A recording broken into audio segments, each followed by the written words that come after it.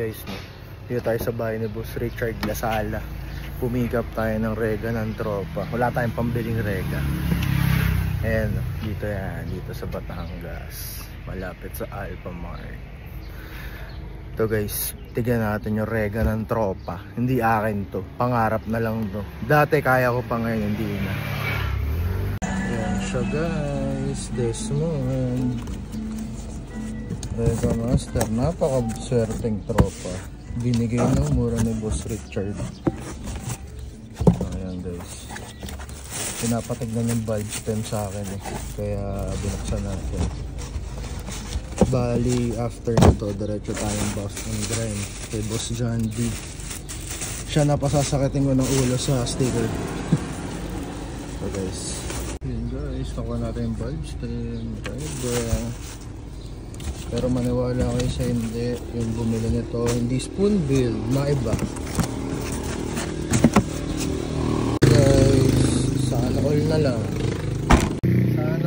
Sana all sa tropa ko. Ayan guys, dito tayo sa GE ko. Kalibutan ko yung pang vlog ko. Kaya ito, pahirapan. So update tayo. Sama natin to sa vlog ng GE. Kasi marami na hingi ng vlog ko anong katarantaduhan na naman pinagagawa ko sa Just. So ayan guys. Guys, no, galing tayong buff and grind kay Boss John D. Santos. Di natin nabigay, mamadali tayo eh. Medyo na-late tayo. So punta tayong seed car ngayon para pa-install yung mugs ni yung tropa natin. Ayan, bagong coating, tapos syempre Nioba. Ayan, punta tayo seed car para safe installation. At napakamura ng mugs na yan. So yun, mamaya po videoan din natin yung pagkakabitan na just nito.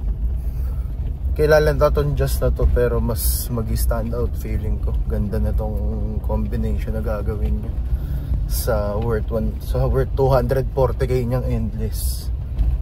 Pero yun naman guys, 240k preno pa lang.